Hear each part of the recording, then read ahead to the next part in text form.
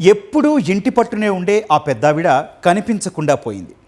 ఒకవేళ బయటకు ఎక్కడికైనా వెళ్ళిందా అంటే ఇంటికి సరిగ్గా తాళాలు కూడా వేసిలేవు. ఏం జరుగుంటుందో ఆ ఇంట్లో వాళ్లకు అర్థం కాలేదు. ఆమె ఎక్కడికి వెళ్ళిందో ఏమాత్రం తెలుసుకోలేకపోయారు. అయిన వాళ్ళందరినీ అడిగి చూశారు, తెలిసిన చోటల్లా వెతికి చూశారు. అయినా ఆ పెద్దావిడ జాడ కనిపెట్టలేకపోయారు. చివరకు పోలీసులను ఆశ్రయించడంతో ఓ భయంకరమైన నిజం బయటపడింది. ఇంతకీ ఆ పెద్దావిడ ఎక్కడికి వెళ్ళింది, అసలేం జరిగింది, పోలీసులు ఏం కనిపెట్టారు?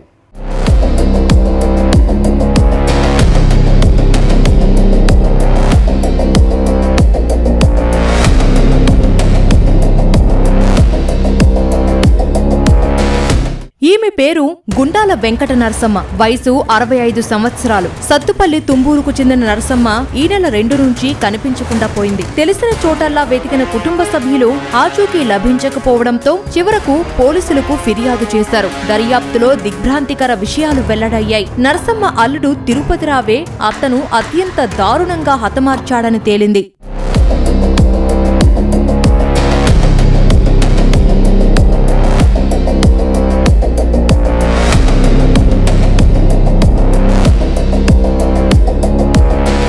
తుంబూరుకు చెందిన తిరుపతిరావు మొదటి భార్యను వదిలేశాడు. తన గ్రామంలోనే ఉంటున్న నరసమ్మ కుమార్తె మంగమ్మను రెండో పెళ్లి చేసుకున్నాడు. సంసారం సాఫీగా సాగిపోతున్న క్రమంలో అదే గ్రామానికి చెందిన వితంతువు సునీతతో తిరుపతిరావుకు పరిచయం ఏర్పడింది. ఆ తర్వాత అది వివాహేతర సంబంధానికి దారితీసింది. విషయం కాస్త మంగమ్మ ఆమె తల్లి నరసమ్మకు తెలిసింది.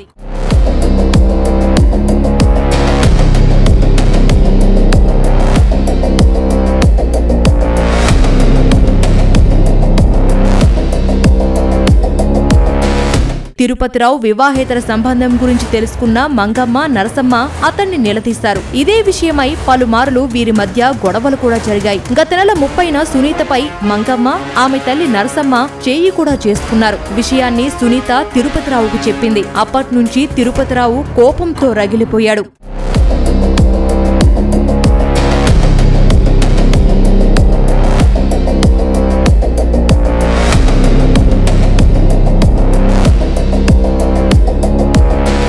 తిరుపతిరావు వెంకట నరసమ్మను చంపేందుకు స్కెచ్ గీశాడు. ఈ నెల 2న రాత్రి సమయంలో తిరుపతిరావు సునీతతో కలిసి నరసమ్మ ఇంటికి వెళ్లాడు. టీవీ చూస్తున్న నరసమ్మ వెనక నుంచి వచ్చి మెడకు చీర కొంగు బిగించి ఊపిరాడకుండా చేసి హతమార్చారు. ద్విచక్ర వాహనంపై మృతదేహాన్ని తీసుకుని నారాయణపురం వరకు వచ్చి అక్కడ నిర్జన ప్రదేశంలో తగులబెట్టారు. 2వ తేదీకు రాత్రి మంగమ్మ తల్లి వెంకట నరసమ్మ ఇంట్లో టీవీ చూస్తున్న సందర్భంలో ఇంటికి ప్రవేశించి ఆమె చీరతోనే గొంతుకు గట్టిగా స్ట్రాంగులేట్ చేసి అంటే గొంతుకు గట్టిగా వేసి ఊపిరాడకుండా చేసి చంపేయడం జరిగింది. తర్వాత ఆ శవాన్ని తిరుపతిరావు మోటార్ సైకిల్ పై కట్టుకొని ఇద్దరు కలిసి ఊరి బయట ప్రాంతంలోకి తీసుకెళ్లి నారాయణపురం ఆంజనేయ స్వామి లోకి తీసుకెళ్లి అక్కడ అందుబాటులో ఉన్న చెత్త లోపల డెడ్ బాడీని వేసి బండిలోంచి పెట్రోల్ తీసి తగలబెట్టడానికి ప్రయత్నం చేయడం జరిగింది. తదుపరి మరుసటి రోజు 3వ తారీఖు ఉదయం కూడా పూర్తిగా కాలిందా లేదా అంటే అవశేషాలు లేకుండా చేసే ప్రయత్నం చేసే ఉద్దేశంతో మళ్ళీ ఆ ప్రాంతాన్ని పరిశీలించి ఇంకా శవానికి సంబంధించిన కొన్ని అవశేషాలు ఉండడంతో మళ్ళీ పెట్రోల్ తీసుకొని వచ్చి ఆ శవాన్ని పూర్తిగా తగలబెట్టడానికి ప్రయత్నం చేయడం జరిగింది. హత్య అనంతరం ఏమీ తెలియనట్టు కుటుంబ సభ్యులతో కలిసి అత్త నరసమ్మను తిరుపతిరావు వెతకడం మొదలుపెట్టాడు. ఎప్పుడు అవతల గది తలుపు అయిపోకుండా అస్సలు వెళ్ళదు. ఎక్కడికి వెళ్ళి గదిలో తలుపు లేదు, తాళాలు వేసింది. ఈ బెద్దలో చూతి తాళం వేసింది, అవతలది తాళం వేసి లేదు.